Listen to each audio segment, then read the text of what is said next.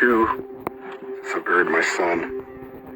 My son died from the coronavirus, as I've mentioned, but not in the way you think. The human condition is not to be socially isolated. And even I heard someone say, well, it's like summer for these kids. It's not like summer for these kids. It's just not. Anybody says it's an idiot. This is not summer. You have parents who are stressed out because they lost their jobs. That's not like summer. You have kids who have no interaction with their friends other than through Fortnite and FaceTime. That's not like summer. You have kids who can't go run off their energy at PE class. They can't get that one hug from their teacher that they needed.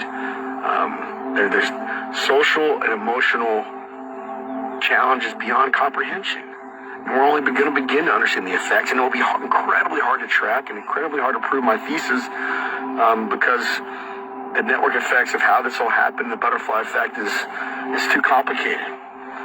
But my belief is that we have a bubble, a social and emotional bubble that's about to burst, and it's been coming for a while. I think Hayden was an incredible kid. He wasn't depressed. He wasn't someone who moped around.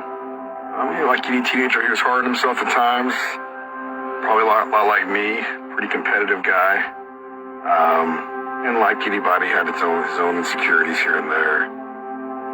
My son, the story behind my son, for those who want to know, back in December, he got a brand new monitor for Christmas. That's what he wanted. He was a big time gamer, and I got nothing wrong with gaming. That's what he wanted, to play Fortnite. He's an incredible Fortnite player. One of the top for his age in the country. And I'm very proud of that gift, and that one of those wonderful for a couple of months, right before the virus started. And back in February, like I used to do when I got mad at Mike Tyson's Punch-Out or whatever it was, he got mad at Fortnite, turned around and chunked that controller over his head again, just like I used to do, and hit smack in the middle of that monitor, broke it.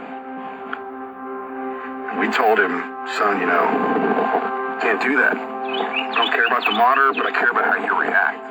It's just, you can't do that. Or you're not getting another one. Sorry, dude. He negotiated and tried every which way to convince us, talking to my dad, we call him Pee-Pee, trying to get him to fix it, and he can't fix those new LCD monitors, or not cheaply at least. And, but we said, you know what, if you opportunity to learn a lesson, do some hard work of your own, do some more chores around the house, you treat your sister nicer, maybe we'll talk about it, we'll get you one. And he held up his end of the bargain. February, March, he worked his butt off, did some things around the house, did many things around the house. I could see it, just a wonderful change in how he treated his sister, which brothers and sisters always fight. There's nothing unusual about that, but he's learning, he's evolving, he's growing, he's becoming a man, 12-year-old boy. And, a week and a half ago, we had a wonderful day where me and Hayden were supposed to go get haircuts at my office. Both of us were getting shaggy as can be. And my water in my well went out. And, I needed help to fix it, so I called the smartest guy I know, which was my dad. And I hadn't seen him because of the virus. I hadn't allowed him to go to work. I said, you got to work from home, man. I was worried about my dad just like everybody else. But he came over, helped me fix the well. It was a beautiful sunny day. We had a glorious time. Me, Hayden, and him fixing it. My dad even gave him a little mission that he had to watch something on the well. He was real proud of that. And I heard Hayden come up into the kitchen. I gave him the biggest hug, and I kissed him on the hair. I hugged him tight for some reason. I didn't know what the last time I'd hug him. My dad did the same, and we talked some more. And Hayden went upstairs to his room. My dad had to go. I had to take a phone call. April went to go pick up a friend. The social isolation, we kind of reached a point where we felt like it was counterproductive. So we're going to let her have her friend spend the night, and they were going to get some food. My dad left. April left. I went into my room real quick. Just my little daughter, me, and Hayden were at home. I took a call. Took about 25, 30 minutes. Walked outside, and my 8-year-old daughter came down the stairs and said, Hayden hung himself. I ran upstairs. tried. I want nobody ever to see what I saw and to feel his pain.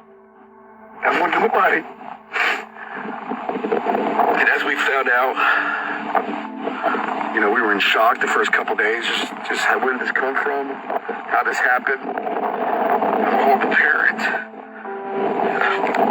Horrible. And come to find out that he had broke his monitor again. And in just a rash of emotion and probably anger at himself, and he was scared to get in trouble, and embarrassed, and all these emotions. I went in his closet and eventually did something that I know he regrets. The kicker of it was 3 days before his 13th birthday, and he was so excited about that birthday. So excited about his birthday. And he was going to get a controller, some new controller that was going to really make his Xbox game better, or his Fortnite game better. And so when he broke his monitor, I believe he felt like he ruined his party. He ruined his birthday. You already couldn't have a birthday party because of social isolation. Imagine as a 12-year-old boy, that's got to be those are the things you look forward to as a kid. And then you accidentally ruin it because you break your monitor and you aren't going to be able to use your birthday present here in a couple of days, and you can't go see your friends. And you're stuck. You didn't have PE class to run it all out, and all those things. Everybody's playing Fortnite across the country. Kids are staying up later than they are, so they're thinking they don't have the skills. We as a society, me as a parent, us as parents haven't necessarily given them all the tools to properly handle. And in that moment, probably not understanding the finality of the situation, went in the closet and got himself in a situation I believe he couldn't get out of. And might have been an accident. My 8-year-old daughter saw some of it. We don't know exactly what the counselors, professionals help us on that. But I know when she saw blood coming out of his nose, she came and got me. She did the right thing. I don't think she even knew what was happening. She knew blood. She came and got me, ran upstairs. I didn't have my cell phone on me. And I told her, go get my cell phone downstairs. And she ran downstairs just like an amazing human being and got it for me. And I happen to have an AED, an automatic electronic defibrillator, in my house. And I said, go get that medical thing out of the pantry. She'd never seen it, didn't know what it was. And she brought that to me. Very proud of her. She was ready to execute. And I said, hey, you go outside and go. I called 911 by this point. I said, go outside, keep the door open, and wait for the cops. Wave them down. She ran outside as fast as she could.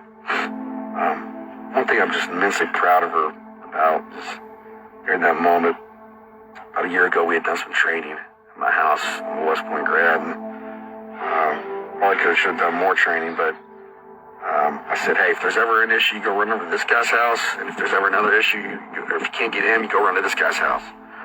And rather than just waiting outside, this little girl, 8 years old last September, ran to my neighbor's house, got my neighbor, ran to the other neighbor's house and got them. And as I was giving CPR, I was on the verge of collapsing. Literally was on the verge of collapsing. I was praying to God just to give me the strength. I never knew how hard that is. And out of nowhere, and my neighbors appear and help me take over and help us try to save him. Social isolation is hard enough for adults, it's even more for our kids. And I've been saying COVID killed my son. I believe it. But not how we think. I believe my son would be alive today if he was in school. And that's not to discount the massive suffering around the world around this virus. I thank you all for listening to me. I need to get this off my chest. I'm now one of Hayden's soldiers, who is a soldier of God. And what's a horrible tragedy, I'll be damned if I don't make this a little bit better. And politicians, for those of you who made the decisions you made, I know you're not perfect, but there's got to be accountability. And not accountability like I'm doing it in a bad way. Accountability in what's legally right, my rights as a citizen, which is to speak out, which is to influence change. And if I don't think you're a good enough leader, I can spend my pocketbook and my time and my effort to get you out of there. I want my son, his memory to be the last mistake he ever made. Nobody wants that. I don't. But I want his memory to be that smile. I want his memory to be his heart, his dedication, his tenacity. And I want his memory to be, he made a big difference in the world.